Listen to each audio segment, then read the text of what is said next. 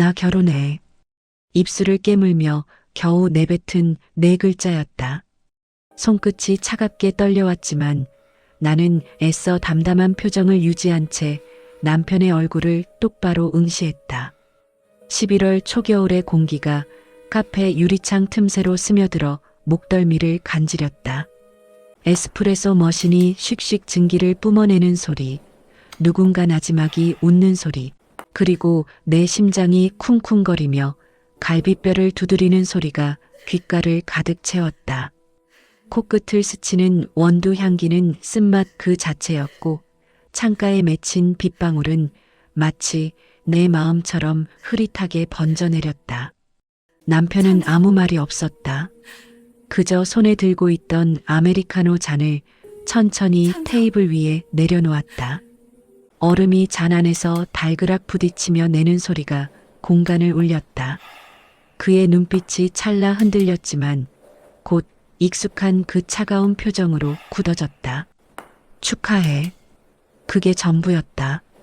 마치 길에서 우연히 마주친 지인에게 건네는 무심한 인사처럼 남편은 그렇게 짧게 말하고는 다시 잔을 들어 올렸다. 아메리카노를 한 모금 머금는 그의 목젖이 천천히 움직였고 나는 그 순간 가슴 한편이 무너져 내리는 걸 느꼈다. 이게 끝인가? 정말 이게 끝인 건가? 손가락 끝이 저리도록 차가워졌다. 무릎 위에 올려놓은 손을 꽉 쥐었지만 떨림은 멈추지 않았다.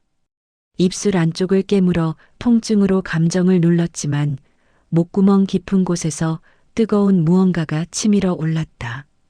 그 사람, 괜찮은 사람이야? 남편이 물었다. 여전히 담담한 목소리였지만 그 속에 뭔가 다른 감정이 섞여 있는 것도 같았다. 아니, 그냥 내가 듣고 싶은 걸 듣는 것일지도 몰랐다. 나는 애써 웃음을 지으며 고개를 끄덕였다. 응, 좋은 사람이야. 너랑은 다르게. 마지막 말은 독처럼 쏘아붙였다. 남편의 입꼬리가 살짝 굳어지는 게 보였다. 하지만 그는 여전히 아무렇지 않은 척 창밖을 바라보며 한숨을 길게 내쉬었다. 그 한숨 속에 뭐가 담겨 있었을까? 안도일까? 아니면 후회일까? 알 수 없었다. 그래서 오늘 왜 부른 거야? 남편이 물었다.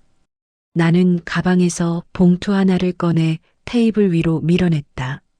하얀 봉투 위에 반짝이는 청첩장 글씨가 형광등 빛을 받아 반짝였다. 청첩장 주려고. 목소리가 떨리지 않도록 애쓰며 말했다. 남편은 잠시 청첩장을 바라보다가 천천히 손을 뻗어 집어들었다. 봉투를 뜯는 소리가 마치 무언가 찢어지는 것처럼 날카롭게 들렸다. 그가 청첩장을 펼쳐보는 동안 나는 숨을 참은 채 그의 표정을 살폈다. 아무 변화가 없었다.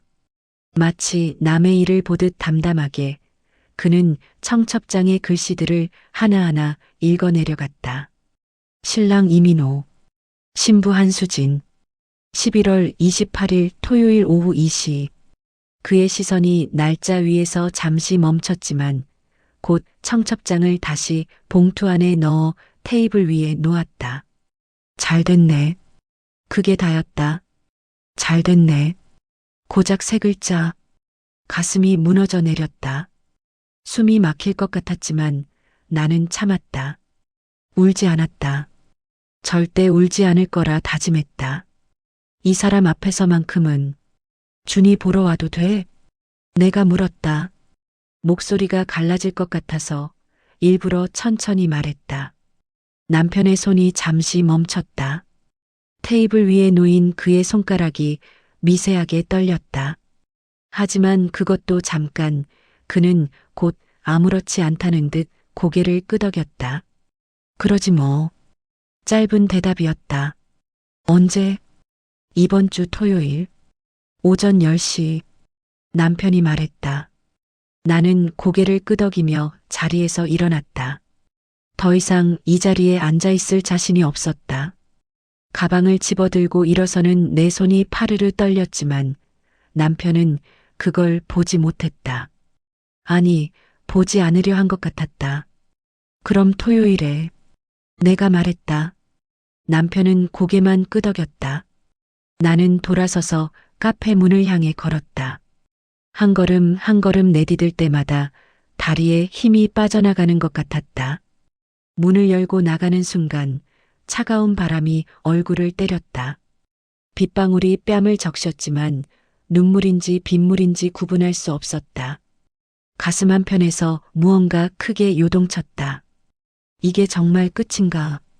정말 끝인 건가? 카페를 나서자마자 핸드폰이 울렸다. 민호였다. 어떻게 됐어? 민호의 목소리가 수화기 너머로 들려왔다. 나는 한동안 대답하지 못했다. 목이 메어서 소리가 나오지 않았다.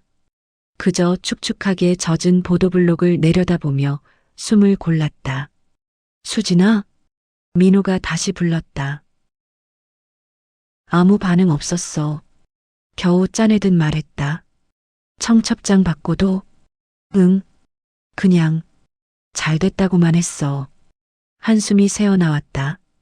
민호는 잠시 침묵했다가 조심스럽게 물었다. 그럼 어떻게 할 거야? 진짜 결혼할 거야? 나는 대답하지 않았다. 그저 비를 맞으며 멍하니 서 있었다. 차가운 빗물이 머리카락을 타고 목덜미로 흘러내렸고 옷깃이 점점 무거워졌다. 하지만 움직일 수 없었다. 다리가 땅에 박힌 것처럼 무거웠다. 수진아, 일단 집으로 와. 비 맞지 말고. 민호의 목소리가 멀리서 들려왔다. 나는 고개를 끄덕이고 전화를 끊었다.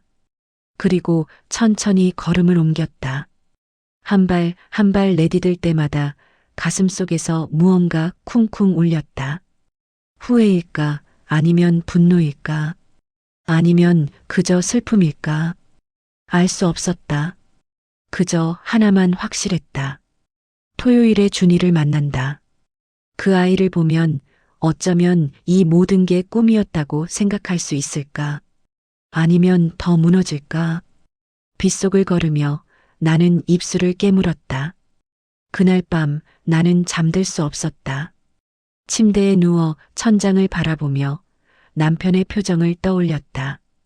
청첩장을 받던 그 순간 그의 눈빛이 미세하게 흔들렸던 것 같았다. 아니, 그건 내가 보고 싶었던 걸 본 것일까? 모르겠다. 정말 모르겠다.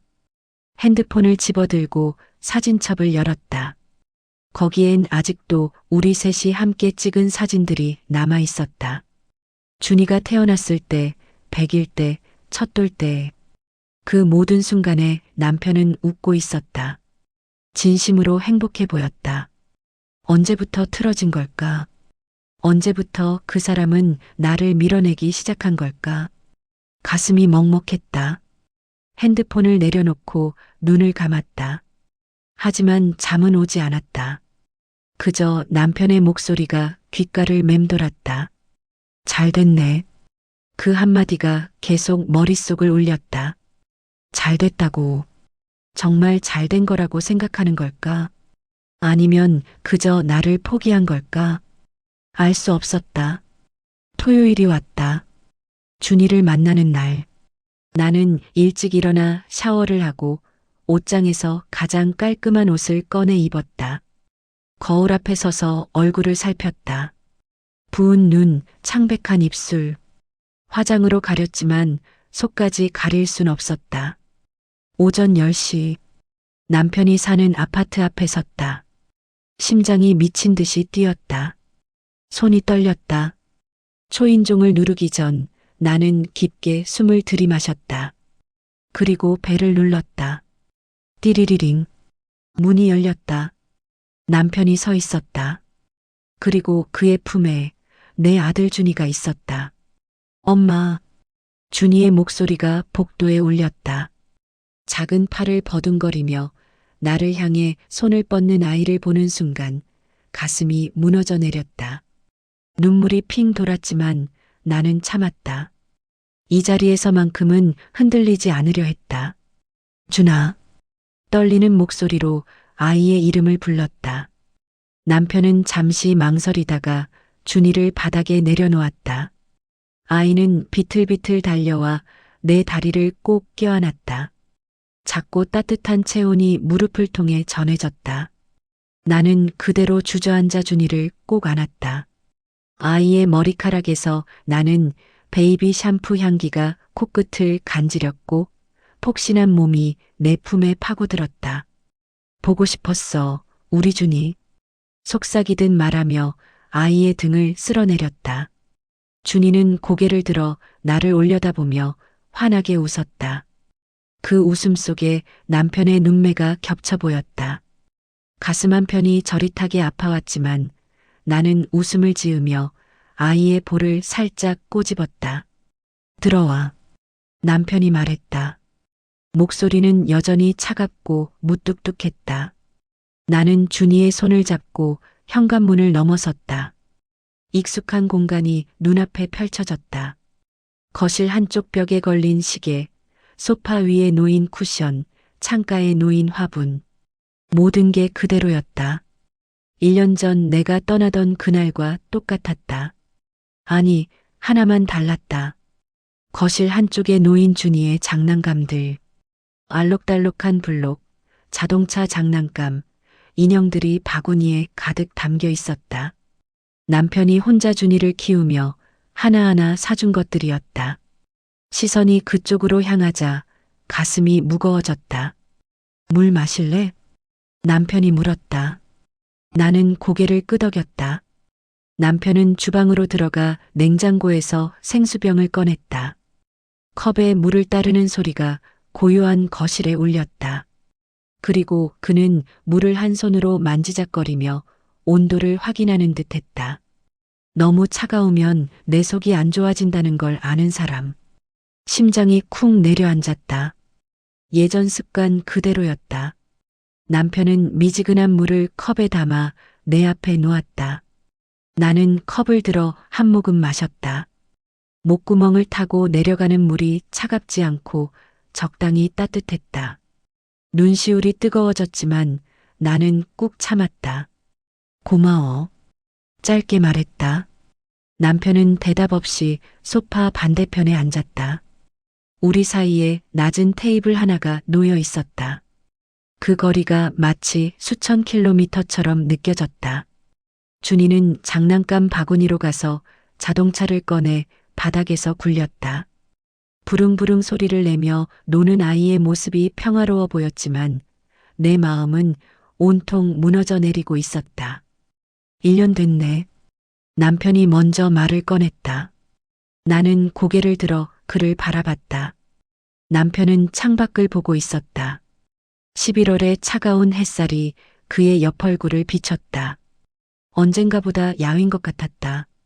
광대뼈가 더 도드라져 보였고 턱선이 날카로워졌다. 응, 1년. 나도 짧게 대답했다. 침묵이 흘렀다. 준이가 자동차를 밀며 깔깔 웃는 소리만이 거실을 채웠다.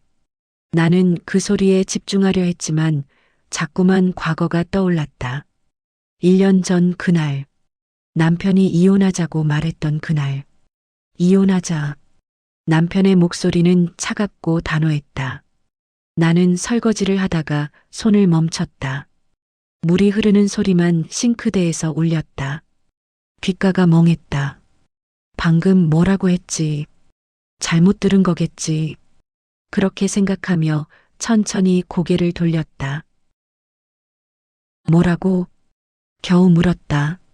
남편은 식탁에 앉아 서류 하나를 내밀었다. 이혼합의서라고 적힌 종이였다. 그 순간 세상이 무너지는 것 같았다. 다리에서 힘이 빠져 싱크대를 붙잡았다. 왜? 갑자기 왜? 목소리가 떨렸다. 남편은 대답하지 않았다. 그저 고개를 돌려 창밖을 바라볼 뿐이었다. 턱선이 굳어 있었고 주먹이 꽉 쥐어져 있었다. 이유라도 말해줘. 내가 뭘 잘못했어? 다가가 그의 팔을 잡았다. 남편은 팔을 뿌리쳤다. 차갑게. 이유 없어. 그냥 안 맞아. 고작 그 말뿐이었다. 안 맞다고. 3년을 함께 살았는데, 아이까지 낳았는데, 안 맞다고. 거짓말이잖아. 어제까지만 해도 괜찮았잖아. 소리쳤다. 남편은 입을 꾹 다물었다. 그리고 자리에서 일어나 방으로 들어갔다. 쿵 하고 문이 닫히는 소리가 집안을 울렸다. 나는 그대로 주저앉았다. 차가운 마룻바닥이 무릎을 파고들었지만 그것보다 가슴이 더 시렸다. 그 뒤로 일주일, 남편은 집에 들어오지 않았다. 나는 혼자 준이를 돌보며 기다렸다. 어쩌면 돌아올지도 몰랐다. 미안하다고 말할지도 몰랐다. 하지만 남편은 변호사를 통해 이혼 절차를 진행했다. 차갑고 냉정하게. 준이는 제가 키우겠습니다. 변호사가 전한 남편의 말이었다. 나는 그 말을 듣고 무너졌다. 아이마저 빼앗으려 한다고. 왜? 도대체 왜? 이유도 모른 채 나는 싸웠다. 하지만 남편 쪽 변호사는 차근차근 증거를 제시했다. 수진 씨는 현재 무직이고 경제력이 없습니다. 반면 도윤 씨는 안정적인 직장과 충분한 재산이 있습니다. 양육권은 당연히 도윤 씨에게 유리합니다. 법정에서 판사 앞에 섰을 때 나는 아무 말도 할 수 없었다. 맞는 말이었으니까. 나는 준이를 낳고 일을 그만뒀다. 남편이 충분히 벌어왔으니까. 그게 우리가 함께 결정한 일이었으니까. 그런데 이제 와서 그게 내 약점이 되어 돌아왔다. 수진 씨, 면접 교섭권은 드리겠습니다. 한 달에 한 번 준이를 만날 수 있습니다. 변호사의 말이 귓가를 때렸다. 한 달에 한 번, 고작 한 달에 한 번. 내가 배 아파 낳은 아이를, 밤새 재우고 젖 먹이고 기저귀 갈아준 아이를 한 달에 한 번만 보라고. 가슴이 찢어지는 것 같았다. 물 더 줄까? 남편의 목소리가 나를 현실로 끌어당겼다. 나는 고개를 들었다. 남편이 내 컵을 바라보고 있었다. 물이 반쯤 비어 있었다. 나는 고개를 저었다. 아니, 괜찮아. 목소리가 갈라졌다. 남편은 더 이상 묻지 않았다. 그저 다시 창밖을 바라볼 뿐이었다. 햇살이 그의 얼굴을 비췄고 그 빛 속에서 남편의 얼굴이 유난히 창백해 보였다. 언제부터 저렇게 수척해진 걸까? 준이가 내 무릎 위로 기어 올라왔다. 엄마, 배고파? 아이가 말했다. 나는 아이의 머리를 쓰다듬으며 남편을 바라봤다. 밥 먹였어? 아침은 먹었어. 간식 시간이야. 남편이 일어서며 말했다. 주방으로 가서 냉장고를 열고 우유를 꺼냈다. 그리고 전자레인지에 데워 적당한 온도로 맞췄다. 아이 컵에 따라 준이에게 건넸다. 준이는 우유를 받아 쪽쪽 빨았다. 모든 게 익숙했다. 남편의 손놀림, 아이를 대하는 태도, 모든 것이 자연스러웠다. 1년 동안 혼자 준이를 키워온 흔적이 고스란히 보였다. 가슴 한편이 무거워졌다. 나는 이 시간 동안 뭘 했을까? 혼자 좁은 원룸에서 아이 생각에 울다가 잠들다가 그렇게 시간을 보냈다. 일자리를 구하려 했지만 쉽지 않았다. 경력 단절 여성, 아이 엄마, 그 꼬리표가 나를 따라다녔다. 민호 씨랑은 언제 만났어? 남편이 물었다. 나는 움찔했다. 민호, 고등학교 때부터 알고 지낸 친구, 남편도 아는 사람. 하지만 지금은 내 가짜 약혼자. 작년 여름쯤 거짓말을 했다. 사실 민호와는 최근에 다시 연락이 닿았다. 내가 힘들어하는 걸 보고 민호가 먼저 손을 내밀었다. 그리고 이 계획을 함께 세웠다. 남편이 정말 나를 놓아준 건지 아니면 아직 미련이 남아있는지 확인하기 위해. 그래. 남편이 짧게 대꾸했다. 더 이상 묻지 않았다. 침묵이 흘렀다. 준이는 우유를 다 마시고 다시 장난감 쪽으로 갔다. 나는 아이를 바라보며 입술을 깨물었다. 1년 동안 얼마나 컸을까? 걸음걸이도 더 안정적이고 말도 더 잘하고 그 모든 순간을 나는 놓쳤다. 결혼식 날짜가 언제라고 했지? 남편이 물었다. 11월 28일. 대답했다. 2주 남았네. 응. 남편은 고개를 끄덕이며 한숨을 길게 내쉬었다. 그 한숨 속에 뭐가 담겨 있을까? 안도일까? 후회일까? 알 수 없었다. 준이 데리고 갈 거야? 내가 물었다. 남편은 잠시 망설이다가 고개를 끄덕였다. 그래야지. 엄마 결혼식인데. 그 말이 가슴을 찔렀다. 엄마 결혼식. 그 단어가 얼마나 낯선지.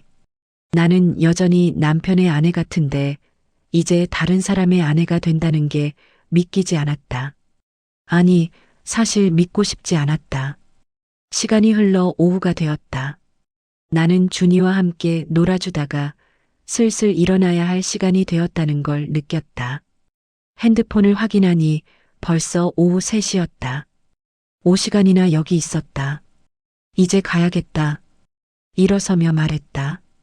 준이는 내 다리를 붙잡았다. 엄마, 가지 마. 아이의 목소리가 떨렸다. 나는 주저앉아 준이를 꼭 안았다. 작은 몸이 내 품에 파고들었고 아이의 심장 소리가 가슴에 전해졌다. 눈물이 터질 것 같았지만 나는 참았다. 다음에 또 올게. 약속? 속삭였다. 준이는 고개를 끄덕였지만 여전히 내 옷을 붙잡고 있었다. 나는 아이의 손을 천천히 떼어내고 남편을 바라봤다. 준이 잘 부탁해. 말했다. 남편은 고개만 끄덕였다. 나는 현관문을 열고 나섰다. 문이 닫히는 순간 준이의 우는 소리가 들렸다. 가슴이 찢어지는 것 같았지만 나는 돌아보지 않았다. 돌아보면 무너질 것 같았으니까. 엘리베이터를 타고 1층으로 내려왔다. 밖으로 나서자 차가운 바람이 얼굴을 때렸다. 나는 그대로 주저앉고 싶었지만 참았다. 천천히 걸음을 옮겼다. 핸드폰이 울렸다. 민호였다. 어떻게 됐어? 모르겠어. 대답했다. 남편, 아직도 아무 말 없어? 응. 그냥 담담해. 아무것도 안 느껴지는 것 같아. 한숨이 새어나왔다. 민호는 잠시 침묵하다가 조심스럽게 말했다. 수진아, 이거 진짜 계속할 거야? 결혼식까지? 나는 대답하지 못했다. 그저 차가운 바람을 맞으며 걸었다. 남편을 데려와. 민호의 전화를 끊고 집으로 돌아온 지 사흘째 되던 날, 남편에게서 문자가 왔다. 핸드폰 화면을 멍하니 바라보며 나는 침대 모서리에 앉았다. 남편을 데려오라니. 무슨 말일까? 손가락이 떨렸지만 나는 답장을 보냈다. 무슨 뜻이야? 답장은 금방 왔다. 준이 앞에서 민호 씨 소개받고 싶어. 결혼할 사람이라며. 얼굴이라도 봐야지. 가슴이 철렁 내려앉았다. 남편을 데려오라고. 가짜 약혼자를 진짜 남편처럼 데려가서 준이 앞에서 소개하라고. 이게 무슨 시험 같은 건가? 아니면 정말로 확인하고 싶은 걸까? 핸드폰을 쥔 손에 힘이 들어갔다. 언제? 이번 주 토요일. 점심. 짧은 답장이 또 왔다. 나는 핸드폰을 내려놓고 천장을 바라봤다. 형광등 빛이 눈을 찔렀지만 감을 수 없었다. 가슴속에서 무언가 요동쳤다. 두려움일까 아니면 기대일까? 진짜 가야 돼? 민호가 물었다. 카페 구석자리에서 민호는 아메리카노 잔을 만지작거리며 나를 바라봤다. 걱정스러운 눈빛이었다. 응, 가야 해. 나는 고개를 끄덕였다. 민호는 한숨을 길게 내쉬었다. 그 한숨 속에 답답함이 가득 담겨 있었다. 수진아, 이거 너무 심한 거 아니야? 가짜 약혼자를 진짜 남편 앞에 데려가라니. 이건 거의 고문이지. 내가 대신 말을 끝냈다. 민호는 입을 다물었다. 맞는 말이었으니까. 고문이나 다름없었다. 하지만 나는 갈 수밖에 없었다. 남편이 원한다면, 준이를 보기 위해서라면 나는 뭐든지 할 수 있었다. 그래도 괜찮아. 나 할 수 있어. 애써 웃으며 말했다. 민호는 나를 한참 바라보다가 결국 고개를 끄덕였다. 알았어. 그럼 토요일에. 토요일이 왔다. 오전부터 비가 내렸다. 차가운 빗줄기가 창문을 두드렸고 하늘은 온통 잿빛으로 물들어 있었다. 나는 옷장 앞에 서서 한참을 고민했다. 뭘 입어야 할까? 너무 화려하면 이상하고 너무 수수하면 또 이상하고 결국 베이지색 니트와 청바지를 골랐다. 거울 앞에 서서 머리를 정돈하고 립스틱을 살짝 발랐다. 거울 속 내 얼굴이 낯설게 느껴졌다. 언제부터 이렇게 창백해진 걸까? 초인종이 울렸다. 민호였다. 문을 열자 깔끔한 셔츠에 코트를 걸친 민호가 서 있었다. 손에는 케이크 상자 하나를 들고 있었다. 준이한테 줄 선물. 민호가 말했다. 나는 고개를 끄덕이며 가방을 챙겼다. 우산을 펼치고 밖으로 나섰다. 빗방울이 우산을 타고 흘러내렸고 발밑에 고인 물이 신발을 적셨다. 택시를 타고 남편의 아파트로 향했다. 차 안은 고요했다. 와이퍼가 쓸어내는 빗물 소리와 라디오에서 흘러나오는 잔잔한 음악 소리만이 공간을 채웠다. 민호는 창밖을 바라보고 있었고 나는 손을 꽉 쥔 채 무릎 위에 올려놓았다. 심장이 미친 듯이 뛰었다. 곧 남편을 만난다. 민호와 함께 가슴이 조여왔다. 아파트 앞에 도착했다. 비는 여전히 내리고 있었다. 우산을 펼치고 민호와 함께 현관 로비로 들어섰다. 엘리베이터를 타고 15층으로 올라갔다. 층수를 세는 기계음이 귓가를 울렸고 손바닥에 땀이 맺혔다. 띵! 엘리베이터 문이 열렸다. 복도를 걸어 남편의 집 앞에 섰다. 초인종을 누르기 전 나는 깊게 숨을 들이마셨다. 민호가 내 어깨를 살짝 두드렸다. 괜찮다는 듯이 나는 배를 눌렀다. 띠리리링. 문이 열렸다.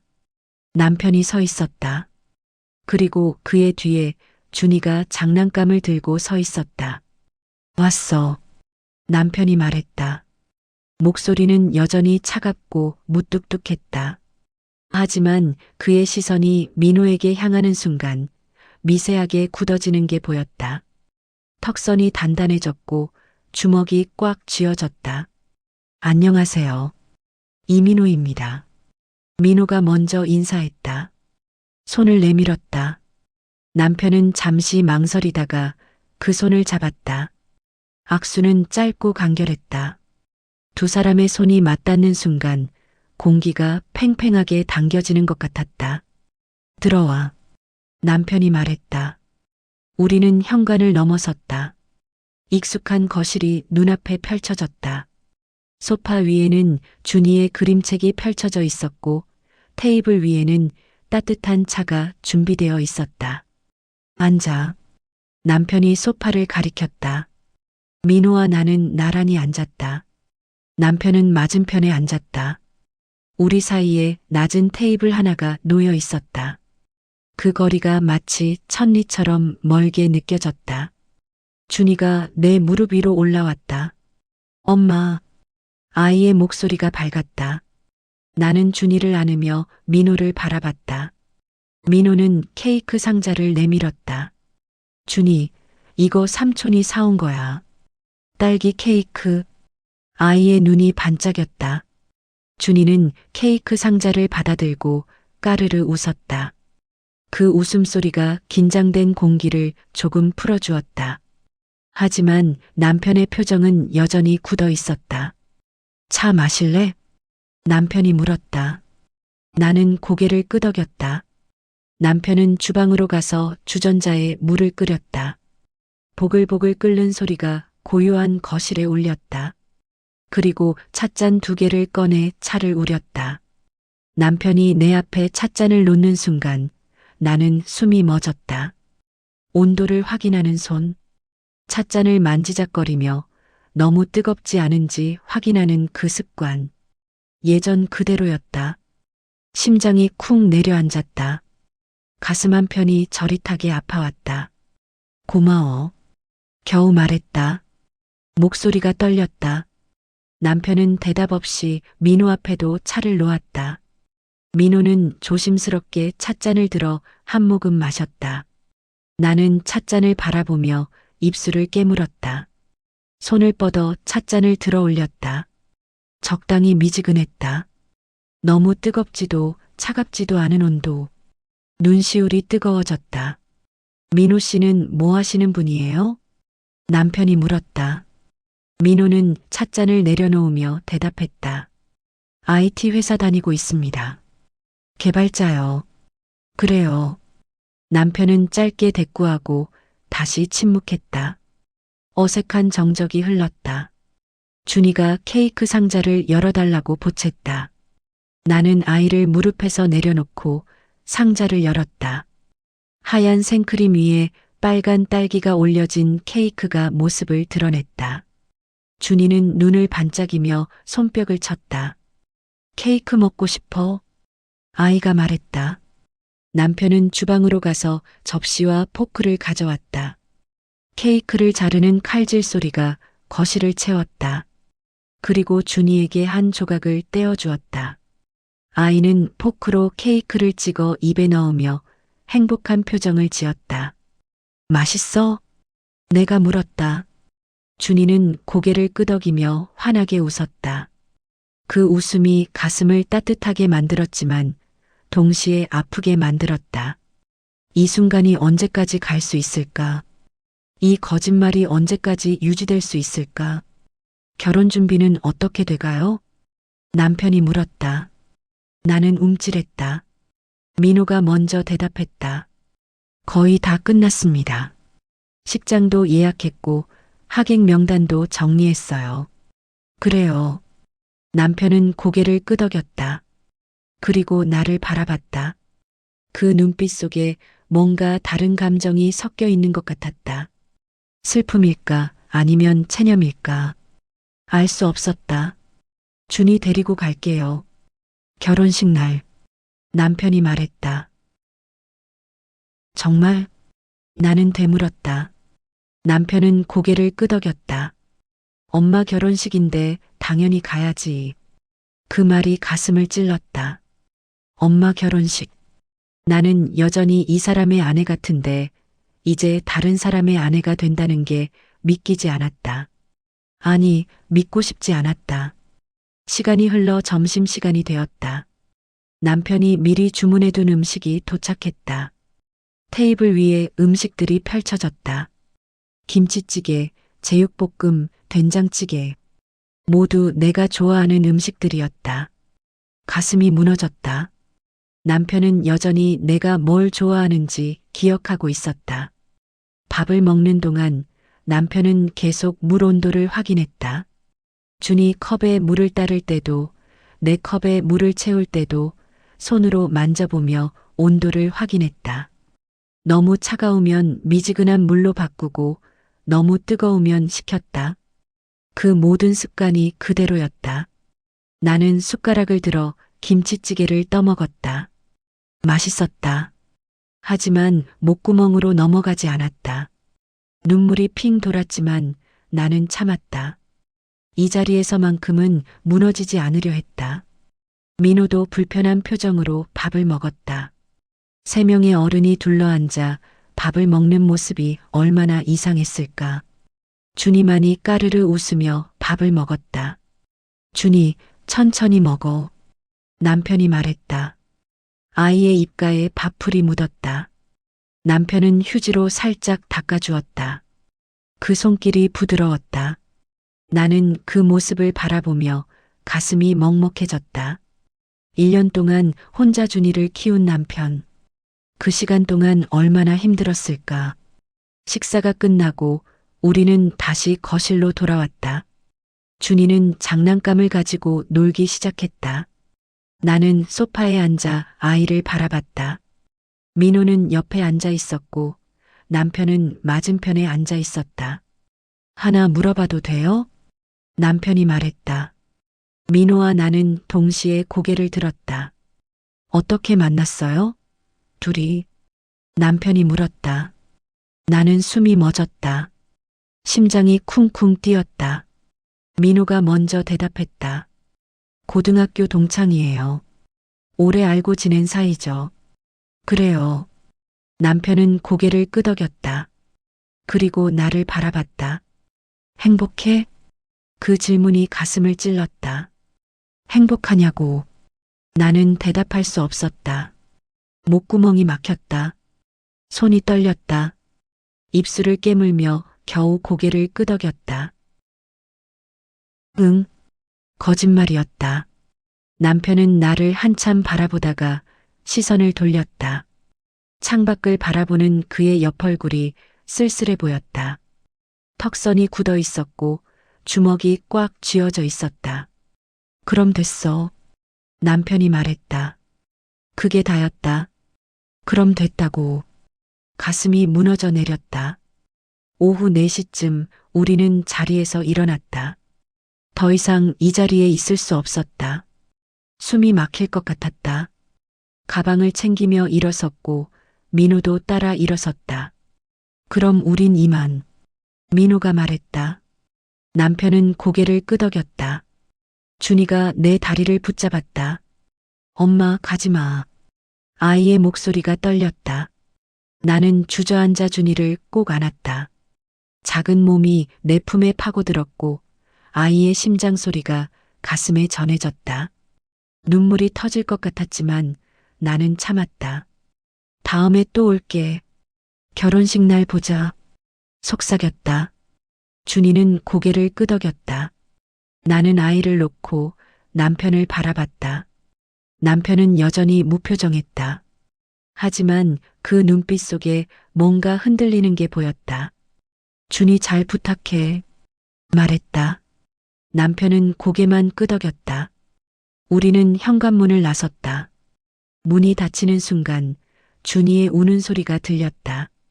가슴이 찢어지는 것 같았다. 엘리베이터를 타고 내려가는 동안 민호는 아무 말이 없었다.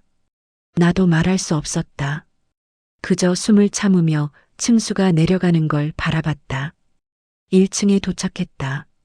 밖으로 나서자 비는 그쳐 있었다. 하지만 하늘은 여전히 잿빛이었다.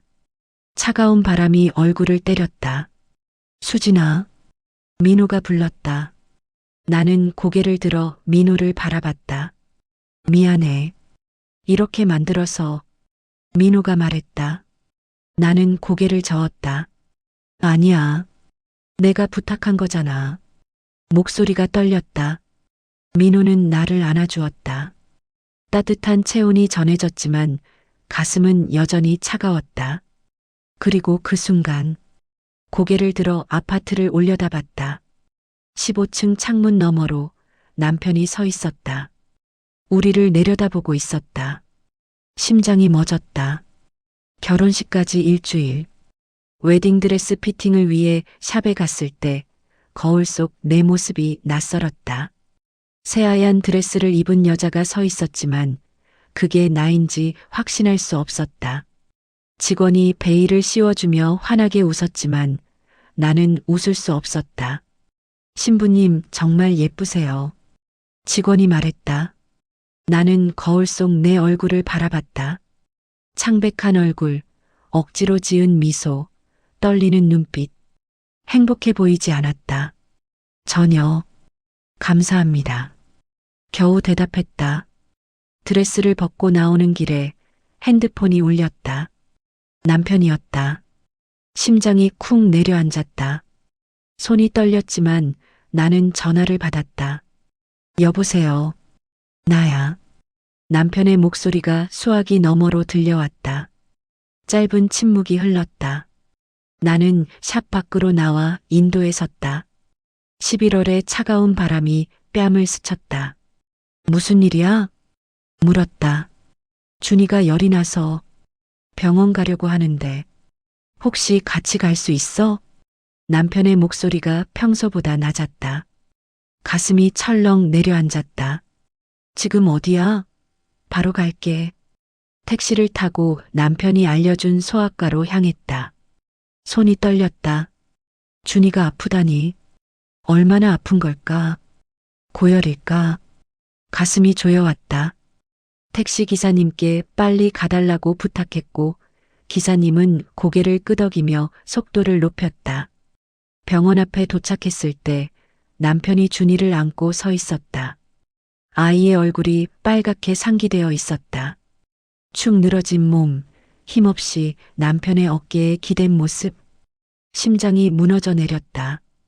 준아, 달려가 아이의 이마를 만졌다. 뜨거웠다. 손바닥이 데일 것 같았다. 언제부터? 남편을 바라보며 물었다. 새벽부터 해열제 먹였는데 안 떨어져서. 남편의 목소리가 지쳐 있었다. 그제야 남편의 얼굴을 제대로 봤다. 눈 밑에 다크서클이 짙게 드리워져 있었고 얼굴은 더 야위어 보였다. 며칠 사이에 또 살이 빠진 것 같았다. 들어가자, 말했다. 우리는 병원 안으로 들어갔다. 대기실에는 이미 몇 명의 부모들이 아이들과 함께 앉아 있었다. 접수를 하고 우리도 의자에 앉았다. 남편이 준이를 무릎에 앉히고 아이의 등을 쓰다듬었다. 그 손길이 너무 익숙했다.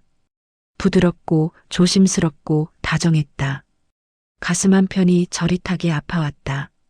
진료실로 들어갔을 때 의사 선생님이 준이를 진찰했다. 청진기로 가슴을 들어보고 목을 확인하고 귀를 들여다봤다.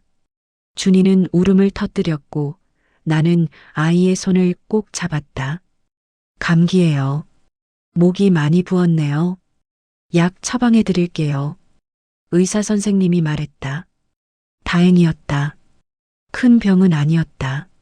하지만 가슴은 여전히 무거웠다. 약국에서 약을 받고 우리는 병원 밖으로 나왔다. 하늘은 여전히 잿빛이었고 바람은 차갑게 불어왔다. 집에 가서 약 먹이고 재워야겠다. 남편이 말했다. 나는 고개를 끄덕였다. 나도 같이 갈게. 남편은 잠시 망설이다가 고개를 끄덕였다. 택시를 타고 남편의 집으로 향했다. 준이는 내 품에 안겨 잠들어 있었다. 작은 숨소리가 규칙적으로 들려왔고 뜨거운 체온이 가슴으로 전해졌다. 손으로 아이의 이마를 쓰다듬으며 나는 창밖을 바라봤다. 남편도 조용히 앉아 있었다. 창밖을 바라보는 그의 옆얼굴이 유난히 수척해 보였다.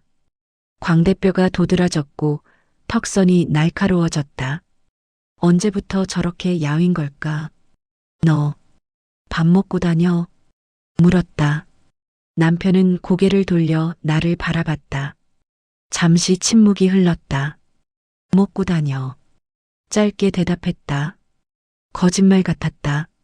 저 얼굴로 밥을 제대로 먹는다고 믿을 수 없었다. 하지만 더 이상 물을 수 없었다. 우리는 이미 남이었으니까. 집에 도착해서 남편이 준이를 침대에 눕혔다. 나는 부엌으로 가서 물을 끓였다. 약을 먹이려면 미지근한 물이 필요했다.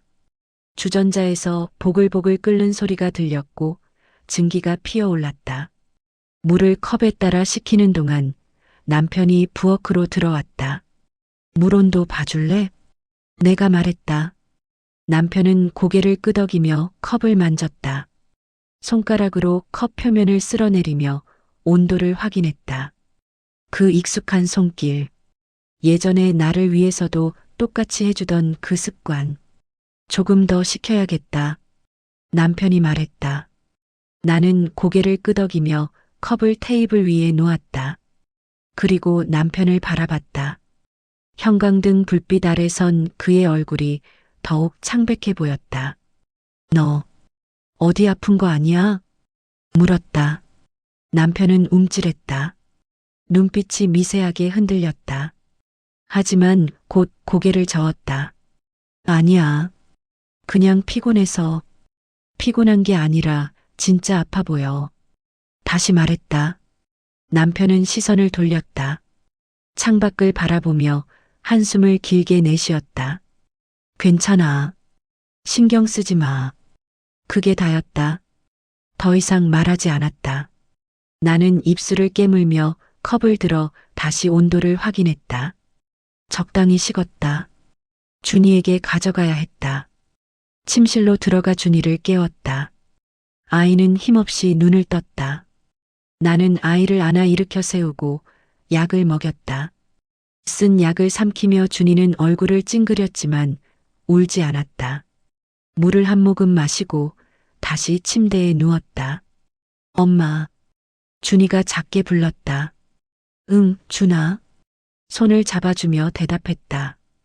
엄마 안 가? 아이가 물었다. 가슴이 무너져 내렸다. 안 간다고 말하고 싶었다. 여기 남아서 준이 곁에 있고 싶었다. 하지만 그럴 수 없었다.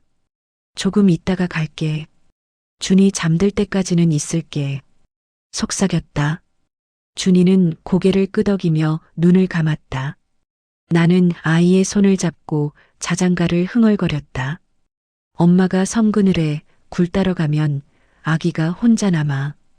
옛날 준이를 재울 때 자주 불러주던 노래였다. 아이의 숨소리가 점점 깊어졌다. 잠든 것 같았다. 나는 조심스럽게 손을 놓고 일어섰다. 문을 살짝 열고 나가려는데 남편이 문 밖에 서 있었다. 잤어?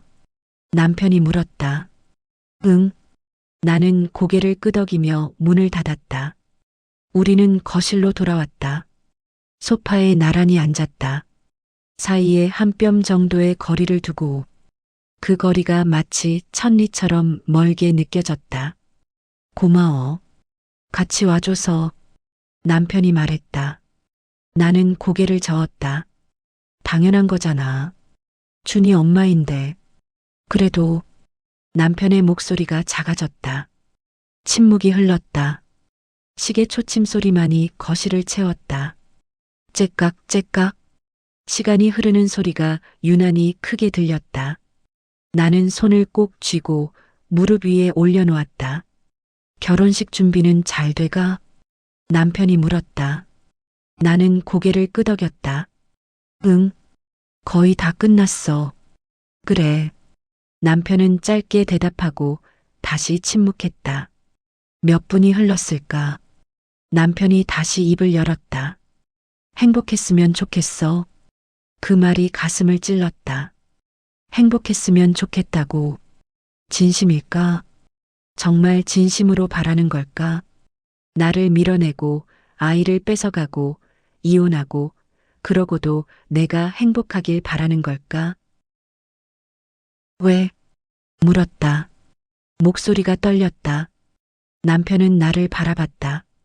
그 눈빛 속에 뭔가 슬픔 같은 게 어려 있었다. 하지만 곧 시선을 돌렸다. 그냥 그게 다였다. 나는 더 이상 참을 수 없었다. 가슴 속에서 뭔가 폭발할 것 같았다. 그냥이 뭐야? 왜 나한테 이러는 거야? 소리쳤다. 남편은 움찔했다. 하지만 대답하지 않았다. 왜 이혼하자고 했어? 왜 준이를 뺏어갔어? 왜 이렇게 만든 거야? 목소리가 점점 커졌다. 눈물이 쏟아질 것 같았지만 나는 참았다. 남편은 고개를 숙인 채 아무 말이 없었다. 주먹이 꽉 쥐어져 있었고 어깨가 미세하게 떨렸다. 대답해줘. 제발. 애원했다. 남편은 천천히 고개를 들었다. 그 눈빛 속에 고통이 가득했다. 하지만 입은 굳게 다물어져 있었다. 미안해. 겨우 한마디였다. 미안하다고. 그게 다였다. 나는 자리에서 일어섰다. 더 이상 이 자리에 있을 수 없었다. 숨이 막힐 것 같았다. 나갈게. 말했다. 남편은 고개를 끄덕였다. 나는 가방을 들고 현관으로 향했다. 신발을 신으며 남편을 돌아봤다. 남편은 소파에 그대로 앉아 있었다.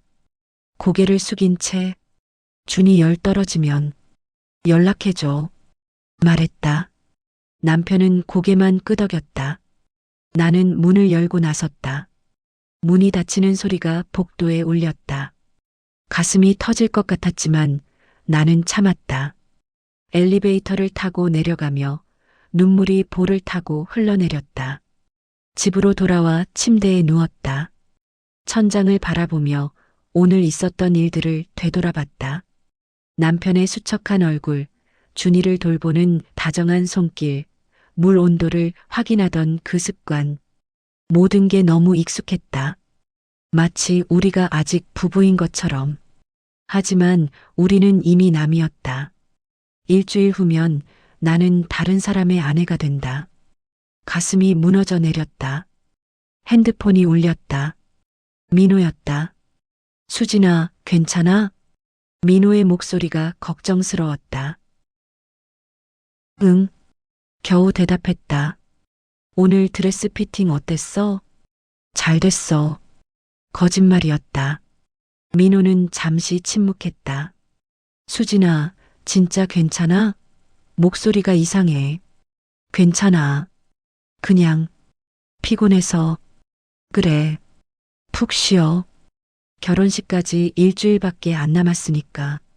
일주일. 고작 일주일. 전화를 끊고 나는 베개에 얼굴을 묻었다. 소리 없이 울었다. 다음 날 아침 남편에게서 문자가 왔다. 준이 열 떨어졌어. 많이 나아졌어. 걱정 마. 짧은 문자였다. 나는 한참을 그 문자를 바라봤다. 답장을 보내야 할까? 뭐라고 써야 할까? 손가락이 키보드 위를 맴돌았다. 다행이다. 잘 챙겨줘. 결국 그렇게만 보냈다. 답장은 오지 않았다. 결혼식까지 사흘. 웨딩샵에서 최종 피팅을 했다. 드레스를 입고 거울 앞에 섰을 때 직원이 부케를 건넸다. 하얀 장미와 안개꽃으로 만든 부케였다. 신부님, 정말 아름다우세요. 직원이 말했다. 나는 거울 속 내 모습을 바라봤다. 하얀 드레스를 입은 여자가 서 있었다. 하지만 그 여자의 눈빛은 공허했다. 행복해 보이지 않았다. 민호가 옆에 섰다. 턱시도를 입은 모습이 잘 어울렸다. 예쁘다, 수진아. 민호가 말했다. 나는 억지로 웃었다. 고마워. 직원이 우리 둘의 사진을 찍었다. 플래시가 터지며 순간이 기록되었다. 하지만 그 순간이 행복하지 않았다. 그날 밤 잠들 수 없었다. 침대에 누워 천장을 바라보며 남편의 얼굴을 떠올렸다. 수척한 얼굴, 지친 눈빛, 물 온도를 확인하던 그 손. 왜 저렇게 야윈 걸까? 왜 저렇게 지쳐 보이는 걸까? 가슴이 불안했다. 뭔가 잘못된 것 같았다. 하지만 알 수 없었다. 핸드폰을 집어들고 남편에게 전화를 걸까 고민했다. 하지만 결국 내려놓았다. 우리는 이미 남이었으니까. 눈을 감았다. 하지만 잠은 오지 않았다. 그저 남편의 목소리가 귓가를 맴돌았다. 행복했으면 좋겠어. 그 말이 계속 머릿속을 울렸다. 결혼식 전날, 리허설을 하러 식장에 갔다. 하얀 꽃들로 장식된 공간이 아름다웠다. 의자들이 정렬되어 있었고 단 위에는 마이크와 단상이 준비되어 있었다. 여기서 입장하시면 돼요. 웨딩 플래너가 말했다. 나와 민호는 리허설 입장을 했다. 음악이 흘러나왔고 우리는 천천히 걸었다. 빈 의자들 사이를 지나며 나는 가슴이 답답해지는 걸 느꼈다. 내일이면 이 의자들이 사람들로 가득 찰 것이다. 그리고 그 사람들 중에 남편과 준이가 있을 것이다. 심장이 쿵쿵 뛰었다. 단 위에 올라섰을 때 웨딩 플래너가 박수를 쳤다. 완벽해요. 내일도 이렇게만 하시면 돼요. 하지만 나는 웃을 수 없었다. 리허설을 마치고 나오는 길에 민호가 말했다. 수진아, 마지막으로 한 번 더 물을게. 정말 이대로 할 거야? 나는 걸음을 멈췄다. 민호를 바라봤다. 그의 눈빛이 진지했다. 응. 고개를 끄덕였다. 왜? 아직도 남편한테 미련이 있는 거야? 민호가 물었다. 나는 대답할 수 없었다. 미련일까? 아니면 사랑일까? 알 수 없었다. 그저 가슴이 아팠다. 모르겠어. 겨우 말했다. 민호는 한숨을 쉬며 내 어깨를 감쌌다. 내일, 정말 괜찮을까? 민호가 속삭였다. 나는 고개를 끄덕였다. 하지만 확신할 수 없었다. 내일이 오는 게 두려웠다. 결혼식 날 아침이 밝았다. 11월 28일 토요일. 창밖으로 차가운 햇살이 스며들었다. 나는 침대에 누운 채 천장을 바라봤다. 심장이 제멋대로 뛰었다. 손바닥에 땀이 맺혔다. 오늘 결혼한다. 민호와 가짜 결혼을. 아니, 이제는 진짜가 되는 걸까? 숨이 막혔다.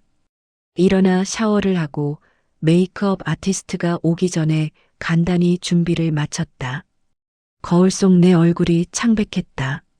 눈 밑에 그림자가 드리워져 있었다. 잠을 제대로 자지 못한 흔적이었다. 핸드폰을 확인했다. 남편에게서 온 문자는 없었다. 가슴 한편이 무거워졌다. 오전 10시 메이크업 아티스트가 도착했다. 의자에 앉아 화장을 받는 동안 나는 눈을 감았다. 브러쉬가 뺨을 스치는 감촉, 립스틱을 바르는 촉감, 모든 게 낯설었다. 마치 다른 사람이 되어가는 것 같았다. 신부님, 정말 아름다우세요. 메이크업 아티스트가 말했다. 나는 거울을 봤다. 완벽하게 화장한 얼굴이 거기 있었다. 하지만 그 얼굴이 내 얼굴 같지 않았다. 낯선 사람이 거울 속에서 나를 바라보고 있었다. 고맙습니다. 겨우 대답했다. 헤어 디자이너가 머리를 손질했다. 부드럽게 말아 올리고 작은 꽃들을 꽂았다. 베일을 씌우는 순간 숨이 막혔다. 진짜 신부 같았다.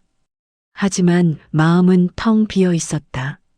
정오, 식장에 도착했다. 웨딩홀 앞에 섰을 때 다리가 떨렸다. 민호가 옆에서 내 손을 잡았다. 괜찮아? 민호가 물었다. 나는 고개를 끄덕였다. 거짓말이었다. 전혀 괜찮지 않았다. 수진아, 아직 늦지 않았어. 지금이라도. 괜찮아. 민호의 말을 끊었다.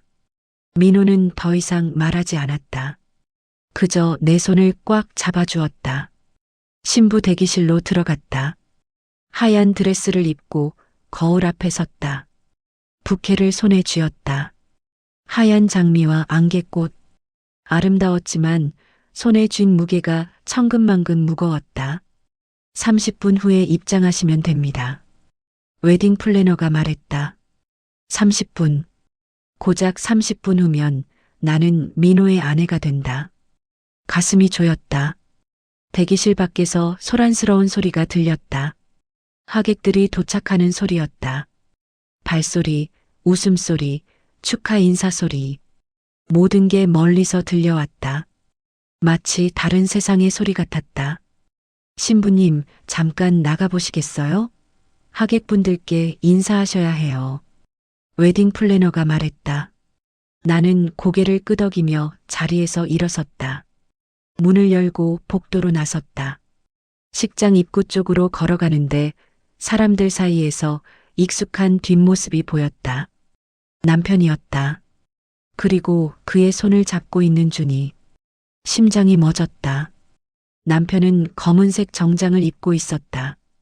깔끔하게 빗어넘긴 머리, 곧게 선 어깨. 예전처럼 멋있어 보였다. 하지만 뒷모습조차 야위어 보였다. 준이는 귀여운 정장 차림이었다. 나비 넥타이까지 메고 있었다. 아이가 두리번거리다가 나를 발견했다. 엄마, 준이가 소리쳤다. 남편이 고개를 돌렸다. 우리의 시선이 마주쳤다. 남편의 눈빛이 흔들렸다. 잠깐이었지만 분명히 흔들렸다.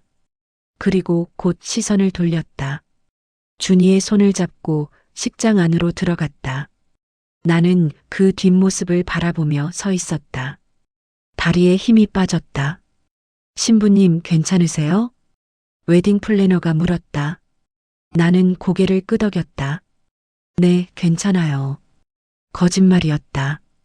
대기실로 돌아와 의자에 앉았다. 손이 떨렸다. 부케를 꽉 쥐었지만 떨림은 멈추지 않았다. 남편이 왔다. 준이와 함께. 정말 왔다. 내 결혼식에. 가슴이 무너져 내렸다. 10분 후 입장입니다. 웨딩 플래너가 알려주었다. 10분. 숨이 막혔다. 민호가 대기실 문을 열고 들어왔다. 턱시도를 입은 모습이 잘 어울렸다. 하지만 그의 얼굴에도 긴장이 가득했다. 준비됐어? 민호가 물었다. 나는 고개를 끄덕였다. 응. 목소리가 떨렸다. 민호는 내 옆에 앉았다. 손을 잡아주었다. 따뜻한 체온이 전해졌지만 내 손은 여전히 차갑고 떨렸다. 수진아, 진짜 마지막으로 물을게. 민호가 말했다. 나는 민호를 바라봤다. 이대로 할 거야? 아니면 할 거야. 민호의 말을 끊었다. 민호는 한숨을 쉬며 고개를 끄덕였다. 알았어. 그럼 가자. 입장 음악이 흘러나왔다. 문이 열렸다. 식장 안이 한눈에 들어왔다. 하얀 꽃들로 장식된 통로, 양옆으로 정렬된 의자들, 그리고 그 위에 앉은 하객들. 모두가 일어나 나를 바라봤다. 박수 소리가 울렸다. 나는 민호의 팔에 손을 걸고 천천히 걸었다. 한 걸음 한 걸음 내디딜 때마다 다리가 무거웠다. 마치 천근만근 무게가 발목을 잡아당기는 것 같았다. 시선이 하객들 사이를 훑었다. 그리고 그곳에서 남편을 발견했다. 뒷자리에 앉아 있었다. 준이를 무릎에 앉히고 나를 바라보고 있었다. 그 눈빛 속에 뭔가 복잡한 감정이 섞여 있었다. 슬픔일까, 후회일까, 아니면 체념일까. 알 수 없었다. 나는 시선을 돌렸다. 단 위로 올라갔다. 주례 선생님이 미소를 지으며 서 있었다. 민호가 내 옆에 섰다. 우리는 하객들을 바라봤다. 신랑 신부 입장을 환영해 주시기 바랍니다. 사회자의 목소리가 울렸다. 박수 소리가 더 커졌다. 나는 부케를 꽉 쥐었다. 손에 땀이 맺혔다. 숨이 가빠졌다. 주례사가 시작되었다. 오늘 이 자리에 모인 여러분께 감사드립니다. 신랑 이민호 씨와 신부 한수진 씨가. 주례 선생님의 목소리가 멀리서 들려왔다. 마치 물속에 있는 것처럼 모든 소리가 둔탁하고 멀게 느껴졌다. 나는 하객들을 다시 바라봤다. 남편이 여전히 나를 보고 있었다. 준이는 아빠 무릎에서 조용히 앉아 있었다. 작은 손으로 남편의 옷깃을 만지작거리며. 가슴이 아팠다. 이제 서약을 하겠습니다. 주례 선생님이 말했다. 심장이 미친 듯이 뛰었다. 신랑 이민호 씨, 신부 한수진 씨를 평생 사랑하고 아끼며 함께 하시겠습니까? 네. 민호의 대답이 들렸다. 신부 한수진 씨, 신랑 이민호 씨를 평생 사랑하고 아끼며 함께 하시겠습니까? 침묵이 흘렀다. 모두가 나를 바라봤다. 입을 열어야 했다. 네라고 대답해야 했다. 하지만 목소리가 나오지 않았다. 그 순간 뒷자리에서 소란이 일었다. 아빠, 준이의 목소리였다. 사람들이 고개를 돌렸다. 나도 돌아봤다. 남편이 의자에서 쓰러지고 있었다. 천천히 마치 슬로우 모션처럼. 준이가 비명을 질렀다. 옆 사람들이 황급히 남편을 붙잡았다. 식장이 순식간에 소란스러워졌다. 나는 단 위에서 얼어붙었다. 남편이 쓰러졌다. 심장이 멎었다. 119 불러요. 누군가 소리쳤다. 나는 드레스를 잡고 단에서 뛰어내렸다. 통로를 달렸다. 하객들 사이를 헤치고 남편에게로 달려갔다. 여보, 소리쳤다. 말이 저절로 튀어나왔다. 여보, 1년 동안 부르지 못했던 그 호칭. 남편은 바닥에 누워 있었다. 얼굴이 새하얗게 질려 있었다. 눈을 감고 있었다. 준이가 옆에서 울고 있었다. 아빠, 아빠. 아이의 목소리가 찢어질 듯 했다. 나는 남편 옆에 무릎을 꿇었다. 손으로 남편의 얼굴을 어루만졌다. 차갑고 축축했다. 식은 땀이 얼굴을 적시고 있었다. 여보, 정신 차려. 제발. 애원했다. 남편의 정장 주머니에서 뭔가 떨어졌다. 봉투 하나였다. 나는 그걸 집어들었다. 손이 떨렸다. 봉투를 열었다. 안에는 서류 여러 장이 들어 있었다. 첫 번째 서류, 병원 진단서였다. 췌장암 사기. 그 글자가 눈에 박혔다. 머릿속이 하얘졌다. 췌장암, 사기. 손에서 힘이 빠졌다. 두 번째 서류, 유언장이었다. 본인 강도윤은 사망 시 모든 재산을 아들 강준에게 상속하며 전 배우자 한수진을 법적 후견인으로 지정한다. 세 번째 서류, 신탁 계약서였다. 준이를 위한 교육비, 생활비, 모든 것이 세세하게 적혀 있었다. 네 번째, 손편지였다. 익숙한 필체였다. 남편의 글씨였다. 수진아, 이 편지를 읽고 있다면 아마 나는 이미 의식을 잃었거나 세상을 떠났을 거야. 미안해. 정말 미안해. 1년 전 췌장암 판정을 받았어. 수술도 항암도 소용없다고 했어. 길어야 2년이라고. 너에게 말할 수 없었어. 말하면 내가 떠나지 않을 거 알았으니까. 형과 형수가 노리고 있었어. 내 재산을, 보험금을. 준이를 이용하려 했어. 이혼하지 않으면 내가 죽은 후 내가 재산을 관리할 수 없어. 그들이 법적으로 개입할 수 있어. 그래서 이혼을 선택했어. 너를 밀어냈어. 준이를 데려갔어. 모든 재산을 준이 앞으로 신탁했어. 너를 후견인으로 지정했어. 형제들이 손댈 수 없게 만들었어. 내가 나를 미워해도 괜찮아. 그게 너와 준이를 지키는 유일한 방법이었으니까. 사랑해. 처음 만난 그날부터 지금까지 그리고 앞으로도 행복해져. 제발. 도윤. 편지를 읽는 내 손이 떨렸다. 눈물이 쏟아졌다. 글자가 번져 보이지 않았다. 안 돼. 안 돼. 소리내어 울었다. 가슴이 찢어지는 것 같았다. 숨을 쉴 수 없었다. 주변 사람들이 나를 바라봤다. 하지만 아무것도 보이지 않았다. 들리지 않았다. 그저 남편의 얼굴만 보였다. 새하얗게 질린 그 얼굴. 왜 말 안 했어? 남편의 손을 잡았다. 차가웠다. 너무 차가웠다. 왜 혼자 아파했어? 바보야. 목이 메었다. 119 구급대원들이 도착했다. 들것을 가져왔다. 남편을 들것에 옮겼다. 보호자분 계세요? 구급대원이 물었다. 저요. 제가 아내예요. 소리쳤다. 구급대원이 고개를 끄덕였다. 같이 가시죠. 나는 남편을 따라 구급차에 올라탔다. 준이도 안고 민호가 뒤따라왔다. 구급차 문이 닫혔다. 사이렌 소리가 울렸다. 남편은 여전히 눈을 감고 있었다. 산소 마스크를 쓴 얼굴이 창백했다.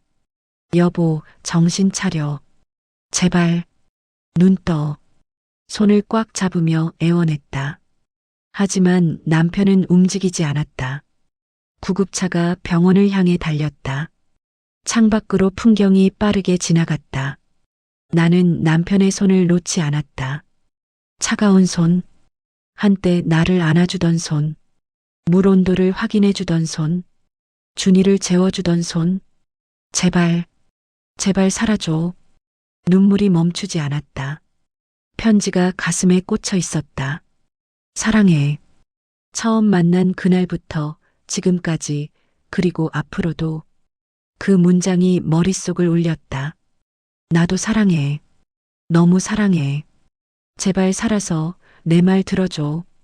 구급차가 병원 응급실 앞에 멈췄다. 문이 열렸다. 의료진이 달려왔다. 남편을 실은 들것이 응급실 안으로 사라졌다. 나는 그 뒷모습을 바라보며 무너졌다. 드레스 차림으로 복도 바닥에 주저앉았다.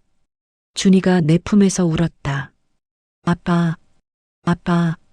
아이의 울음소리가 복도에 울렸다. 나는 아이를 꼭 안으며 눈물을 쏟아냈다. 모든 진실을 알아버렸다. 너무 늦게. 수술 동의서에 서명해 주세요. 의사가 서류를 내밀었다. 나는 떨리는 손으로 펜을 잡았다. 글씨가 제대로 써지지 않았다. 손이 너무 떨려서 서명란에 이름을 쓰는 데만도 한참이 걸렸다. 환자분 상태가 매우 위중합니다. 췌장암 말기에 전이가 광범위하게 진행되었고 지금은 쇼크 상태입니다. 수술을 하더라도 의사가 말을 흐렸다. 해주세요. 제발 살려주세요. 애원했다. 의사는 고개를 끄덕이며 서류를 받아갔다. 그리고 수술실 안으로 사라졌다. 빨간 불이 켜졌다. 수술 중. 그 글자를 바라보며 나는 벽에 등을 기댔다. 다리에 힘이 풀려 그대로 주저앉았다. 하얀 웨딩드레스가 차가운 복도 바닥에 펼쳐졌다. 준이가 내 품에서 울고 있었다. 엄마, 아빠 어떡해. 아이의 목소리가 떨렸다. 나는 준이를 꼭 안았다. 작은 몸이 내 품에서 파르르 떨렸다. 심장 소리가 빠르게 뛰고 있었다. 괜찮아질 거야. 아빠 곧 나올 거야. 거짓말이었다. 확신할 수 없었다. 의사의 표정이, 목소리가, 모든 게 불길했다. 민호가 옆에 앉았다. 손을 내 어깨에 얹었다. 수진아, 내가 몰랐어. 아무것도 몰랐어. 목이 메었다. 1년 동안 혼자 아파했어. 나한테 말도 안 하고. 눈물이 또 쏟아졌다. 민호는 아무 말 없이 내 어깨를 감싸주었다. 시간이 흘렀다. 1시간, 2시간, 3시간. 수술실 불은 여전히 켜져 있었다. 복도는 고요했다. 간호사들이 지나다니는 발소리, 어디선가 들려오는 기계음, 그리고 내 심장이 쿵쾅거리는 소리만이 귓가를 채웠다. 준이는 지쳐서 내 무릎에서 잠들었다. 나는 아이의 머리를 쓰다듬으며 수술실 문을 바라봤다. 눈을 감을 수 없었다. 눈을 감으면 남편의 얼굴이 보였다. 쓰러지던 그 순간 새하얗게 질린 얼굴. 왜 말하지 않았을까? 왜 혼자 짊어졌을까? 가슴이 찢어지는 것 같았다. 주머니에서 편지를 꺼냈다. 구겨진 종이를 펼쳤다. 남편의 글씨가 흐릿하게 번져 있었다. 눈물에 젖어서 수진아, 미안해. 그 문장을 읽으며 나는 입술을 깨물었다. 미안하긴. 바보야. 왜 혼자 결정했어? 같이 아파할 수도 있었잖아. 같이 견딜 수도 있었잖아. 4시간째. 복도에 사람들이 하나둘 모였다. 민호의 어머니, 내 친구들, 남편의 회사 동료들. 모두 결혼식장에서 바로 달려온 사람들이었다. 수진아, 물이라도 마셔. 친구가 생수병을 건넸다. 나는 고개를 저었다. 괜찮아. 얼굴이 창백해. 제발 조금이라도. 못 마셔. 목이 안 넘어가. 목소리가 갈라졌다. 친구는 더 이상 권하지 않았다. 그저 옆에 앉아 함께 수술실 문을 바라봤다. 시간이 더 흘렀다. 5시간째. 준이가 깼다. 아이는 눈을 비비며 주위를 둘러봤다. 엄마 아빠는? 아직 수술 중이야. 대답했다. 준이의 눈에 다시 눈물이 고였다. 아빠 아픈 거야? 응. 조금 아파서 선생님이 낫게 해주고 계셔. 그럼 나으면 집에 가? 그래. 거짓말이었다. 나을 수 있을까? 정말 집에 갈 수 있을까? 6시간째. 수술실 문이 열렸다. 나는 벌떡 일어섰다. 다리가 휘청거렸지만 의사에게 달려갔다. 어떻게 됐어요? 의사는 마스크를 벗으며 한숨을 쉬었다. 그 한숨 속에 모든 게 담겨 있었다. 최선을 다했습니다. 하지만 상태가 매우 좋지 않습니다. 암이 전이되어 주요 장기를 침범했고 출혈도 심했습니다. 그럼 어떻게 되는 거예요? 목소리가 떨렸다. 중환자실로 옮길 겁니다. 지켜봐야 합니다. 24시간이 고비입니다. 의사가 말했다. 24시간. 고작 하루. 무릎에 힘이 풀렸다. 민호가 나를 붙잡았다. 면회는 언제 할 수 있어요? 물었다. 중환자실은 하루 2번, 정해진 시간에만 가능합니다. 오후 3시와 저녁 8시입니다. 지금은 못 봐요? 지금은 안정이 필요합니다. 오후까지 기다려주세요. 의사가 말하고 돌아섰다. 나는 그 자리에 서서 멍하니 복도를 바라봤다. 들것에 실린 남편이 지나갔다. 산소 마스크를 쓰고 온몸에 선이 연결되어 있었다. 여보, 소리쳤다. 하지만 남편은 반응이 없었다. 들것이 중환자실 안으로 사라졌다. 문이 닫혔다. 나는 그 문 앞에 섰다. 손을 문에 대고 이마를 기댔다. 제발, 제발 사라져. 속삭였다.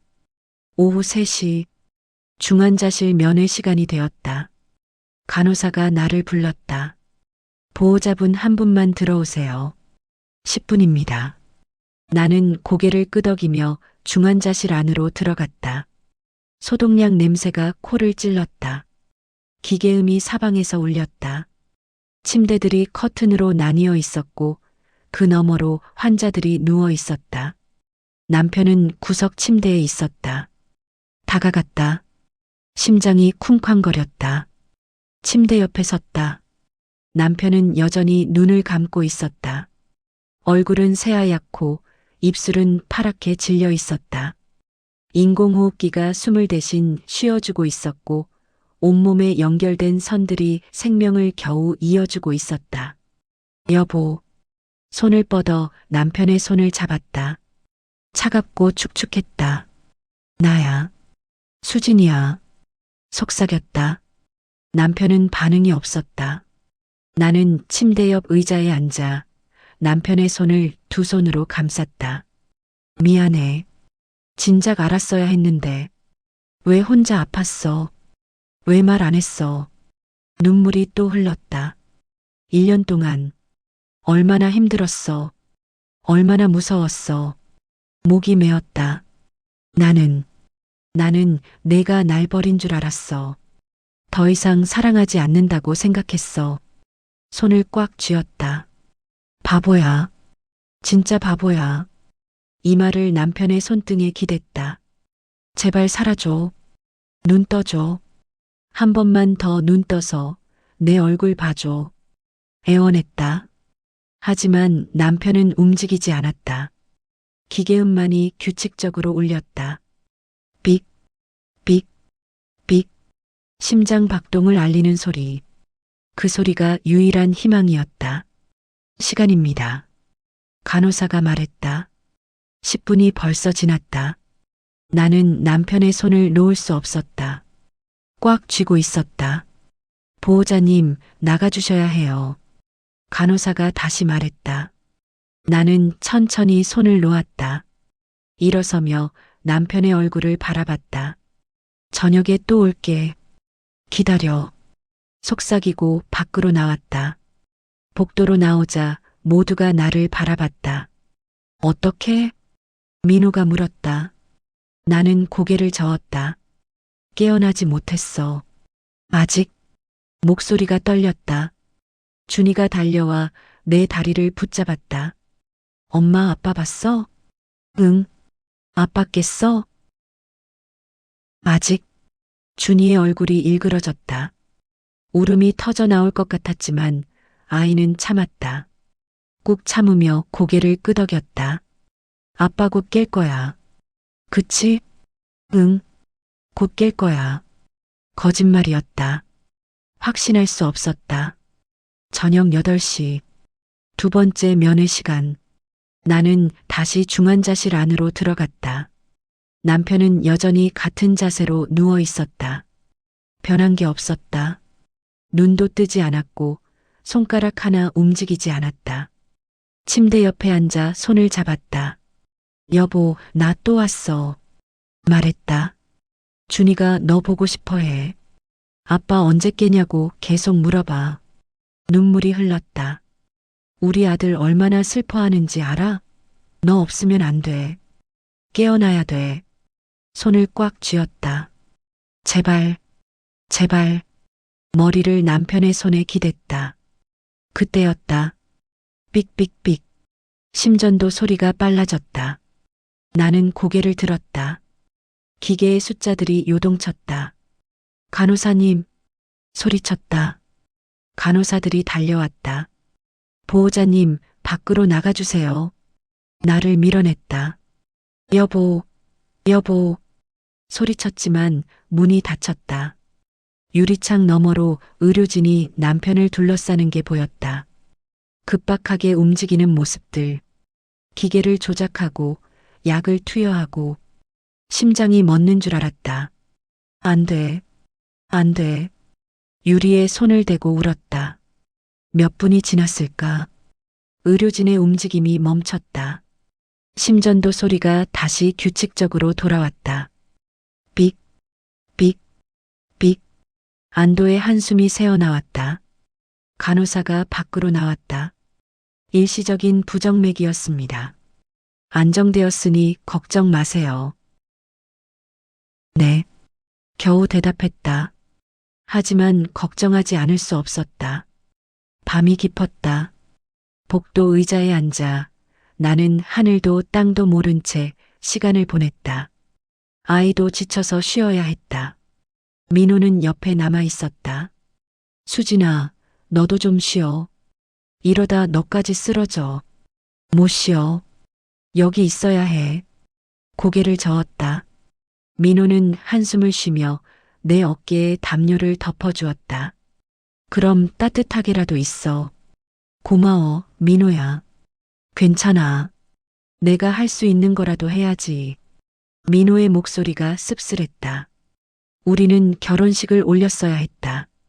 하지만 지금 나는 남편을 걱정하며 병원 복도에 앉아 있다.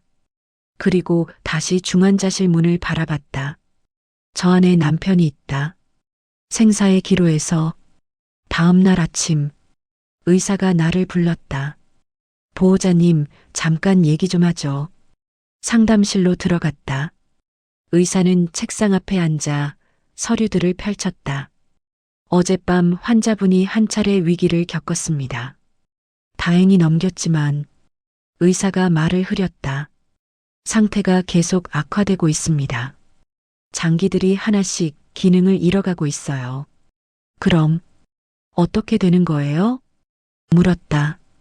의사는 잠시 침묵했다. 최악의 경우를 대비하셔야 합니다. 그 말이 가슴을 무너뜨렸다. 얼마나 남았어요? 알 수 없습니다. 하루가 될 수도 일주일이 될 수도. 하지만 의사가 나를 똑바로 바라봤다. 기적이 일어나지 않는 한 힘들 것 같습니다. 기적? 그 단어가 머릿속을 울렸다. 기적이 필요하다고. 상담실을 나와 나는 복도를 걸었다. 다리가 휘청거렸다. 벽에 손을 짚고 겨우 버텼다. 기적? 신이시여, 제발. 기적을 주세요. 그가 살 수 있게. 우리가 다시 함께할 수 있게. 고개를 들어 창밖을 바라봤다. 잿빛 하늘이 펼쳐져 있었다. 그리고 차가운 빗방울이 창문을 타고 흘러내렸다. 사흘째 되던 날, 남편의 상태는 더 나빠졌다. 의식은 돌아오지 않았고 기계의 의지에 겨우 숨을 쉬고 있었다. 의사는 고개를 저으며 더 이상 할 수 있는 게 없다고 말했다. 가족들을 불러주세요. 마지막 인사를 나누셔야 할 것 같습니다. 그 말이 심장을 꿰뚫었다. 마지막 인사라니. 나는 복도에 주저앉아 울었다. 소리내어 울었다. 가슴이 터져나갈 것 같았다. 안 돼. 안 돼. 민호가 나를 일으켜 세웠다.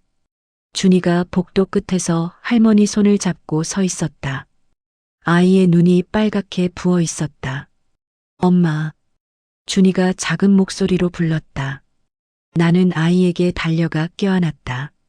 작고 따뜻한 몸이 내 품에 안겼다. 준아, 아빠 보러 갈래? 물었다. 준이는 고개를 끄덕였다. 눈물이 볼을 타고 흘렀다. 아빠한테 가고 싶어? 간호사에게 부탁했다. 아이를 중환자실에 들여보내달라고. 간호사는 난색을 표했지만 내 얼굴을 보고는 결국 고개를 끄덕였다. 잠깐만요. 10분만 허락드릴게요. 중환자실 문이 열렸다. 나는 준이의 손을 잡고 안으로 들어갔다. 소독약 냄새가 진하게 풍겼고 기계음이 사방에서 울렸다. 남편이 누운 침대로 다가갔다. 준이는 아빠를 보자마자 울음을 터뜨렸다. 아빠. 작은 손을 뻗어 남편의 손을 잡았다. 남편은 여전히 눈을 감고 있었다. 창백한 얼굴, 파란 입술, 온몸을 감싼 선들. 살아있다는 증거는 심전도의 규칙적인 삑삑 소리뿐이었다. 아빠, 나야. 준이야. 아이가 말했다. 목소리가 떨렸다. 아빠, 일어나. 제발 일어나. 남편은 반응이 없었다. 준이는 침대 난간에 매달려 아빠의 얼굴을 들여다봤다. 눈물이 뚝뚝 떨어져 남편의 손등을 적셨다. 아빠, 준이 여기 있어. 엄마도 여기 있어. 아이의 목소리가 중환자실에 울렸다. 나는 무릎을 꿇고 준이 옆에 앉았다. 남편의 다른 손을 잡았다. 차가웠다. 너무 차가웠다. 여보, 우리 준이가 왔어. 보고 싶어하는 우리 아들이. 속삭였다. 눈 떠줘. 한 번만. 제발. 눈물이 또 흘렀다. 준이가 침대에 기어 올랐다. 작은 몸을 아빠 옆에 누이며 남편의 가슴에 귀를 갖다 댔다. 아빠 심장 소리. 아이가 중얼거렸다. 쿵쿵, 쿵쿵. 약하지만 규칙적인 심장 박동. 준이는 그 소리를 들으며 눈을 감았다. 그리고 작은 손으로 남편의 손을 꼭 쥐었다. 아빠, 나 무서워. 아빠 없으면 안 돼. 아이의 목소리가 떨렸다. 우리 집에 가자. 엄마랑 아빠랑 준이랑. 같이 살자. 준이가 울먹였다. 그 순간 남편의 손가락이 미세하게 움직였다. 나는 숨을 멈췄다. 착각인가? 다시 바라봤다. 남편의 손가락이 또 움직였다. 아주 조금. 하지만 분명히 움직였다. 여보, 소리쳤다. 심전도 소리가 조금 빨라졌다. 삑삑삑. 남편의 눈꺼풀이 떨렸다. 의사 선생님, 복도를 향해 소리쳤다. 간호사들이 달려왔다. 의사도 뒤따라 들어왔다. 남편의 상태를 확인하며 기계의 숫자들을 살폈다. 심박수가 올라가고 있습니다. 간호사가 말했다. 남편의 눈꺼풀이 다시 떨렸다. 그리고 천천히, 아주 천천히 열렸다. 흐릿한 눈빛이 나타났다. 가슴이 터질 것 같았다. 여보, 울먹이며 불렀다. 남편의 눈이 천천히 초점을 찾았다. 먼저 준이를 봤다. 자신의 가슴에 얼굴을 묻고 있는 아이를. 그리고 나를 봤다. 입술이 움직였다. 산소 마스크 너머로 작은 소리가 새어나왔다. 수진아. 목소리는 바람처럼 가늘었다. 나는 남편의 손을 두 손으로 감쌌다. 응, 나야. 여기 있어. 눈물이 주르륵 흘렀다. 남편의 눈에도 눈물이 고였다. 미안해. 겨우 말했다. 미안하긴. 바보야. 살아줘서 고마워. 나는 남편의 손에 이마를 기댔다. 준이가 고개를 들었다. 아빠가 깨어난 걸 알아챘다. 아빠. 아이가 환하게 웃었다. 남편도 희미하게 웃었다. 산소 마스크 너머로 입꼬리가 올라갔다. 준이. 손을 들어 아이의 머리를 쓰다듬으려 했지만 힘이 없어 손이 떨어졌다. 준이가 그 손을 잡아 자신의 뺨에 갖다 댔다. 아빠 사랑해. 아이가 말했다. 남편의 눈에서 눈물이 흘러내렸다. 나도 사랑해. 의사가 우리를 살짝 밀어냈다. 환자가 깨어났으니 검사를 해야 합니다. 잠깐만 밖으로 나가주세요. 나는 고개를 끄덕이며 준이를 안아들었다. 밖으로 나가면서 한 번 더 남편을 돌아봤다. 남편이 나를 보고 있었다. 눈빛 속에 미안함과 사랑이 가득했다. 나는 울음을 터뜨렸다. 1시간 후 의사가 나왔다. 기적입니다. 의사가 말했다. 환자분이 의식을 되찾았습니다. 생체 징후도 안정되고 있습니다. 뇌 기능도 정상입니다. 정말요? 믿을 수 없었다. 네. 아직 위험을 완전히 벗어난 건 아니지만 이 정도면 회복 가능성이 충분합니다. 의사의 목소리에 놀라움이 섞여 있었다. 의학적으로 설명하기 어렵습니다. 하지만 가족의 사랑이 환자를 깨운 것 같습니다. 나는 그 자리에 주저앉았다. 살았다. 남편이 살았다. 민호가 나를 일으켜 세웠다. 환하게 웃고 있었다. 잘됐다, 수진아. 정말 잘됐어. 민호의 목소리도 떨렸다. 준이는 내 품에서 깔깔 웃었다. 아빠 나았어. 아빠 안 아파. 아이의 웃음소리가 복도에 울렸다. 나는 아이를 꼭 안고 울었다. 이번엔 기쁨의 눈물이었다. 일주일 후 남편은 일반 병실로 옮겨졌다. 침대에 앉아 죽을 먹을 수 있을 정도로 회복했다.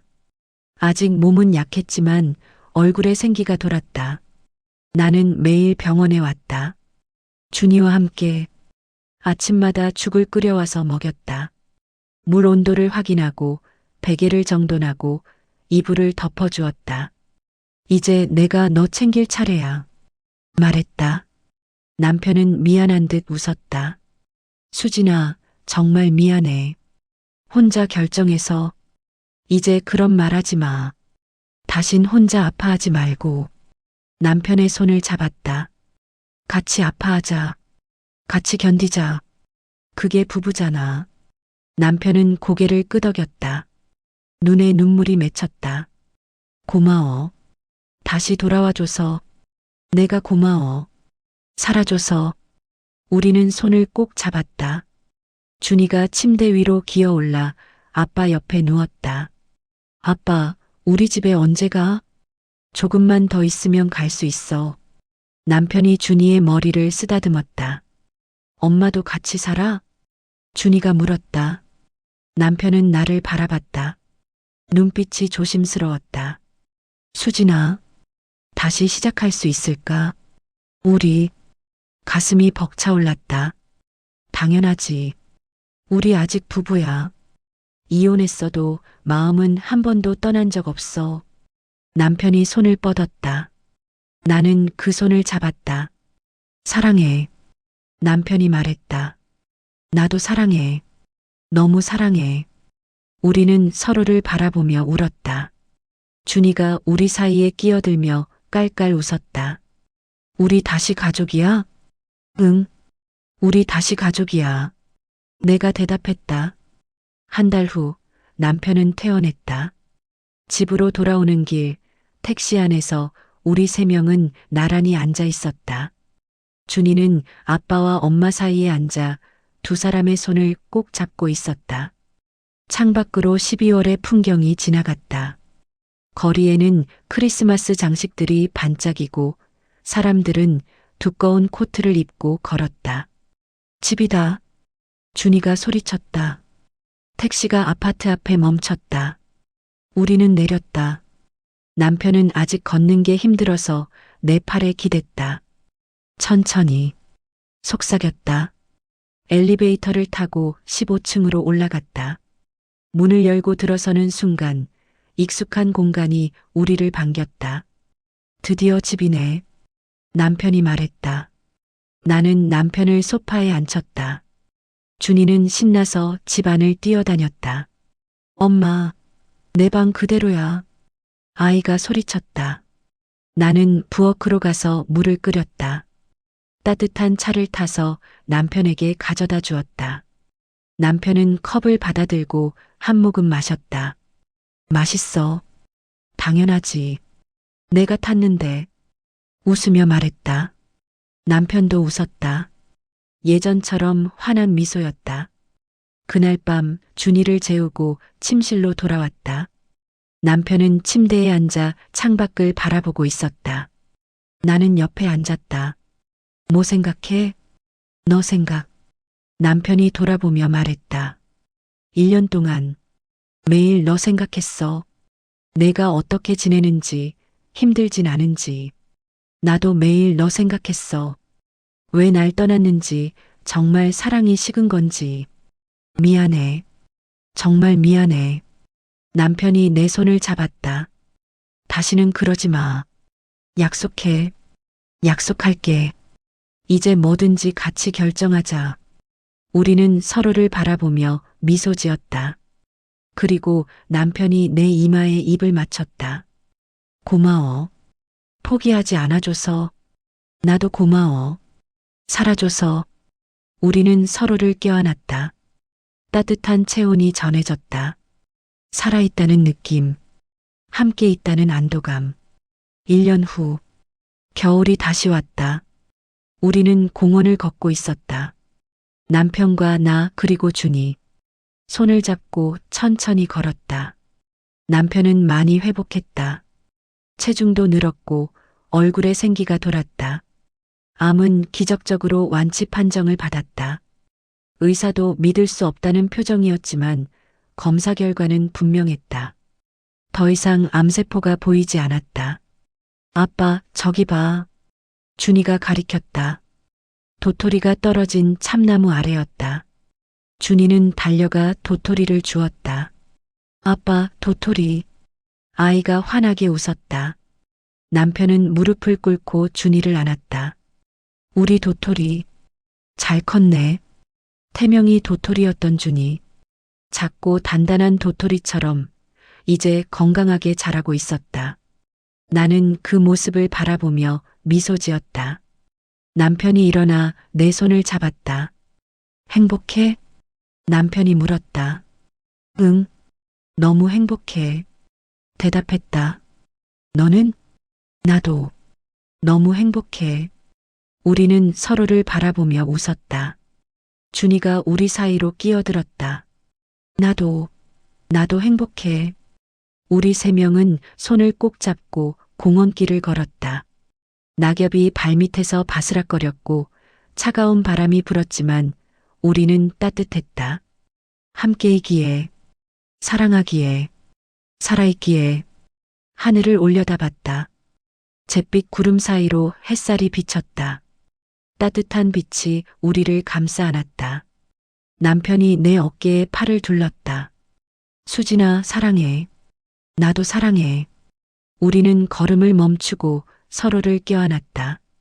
준이가 우리를 올려다보며 웃었다. 우리 영원히 함께야? 그럼, 영원히. 남편이 대답했다. 바람이 불었다. 낙엽이 하늘로 날아올랐다. 그리고 우리는 다시 걸었다. 함께, 끝. 도토리 아빠의 마지막 선물. 사랑은 포기하지 않는다.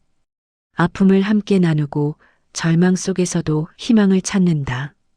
그리고 기적은 사랑하는 사람들이 함께 있을 때 일어난다.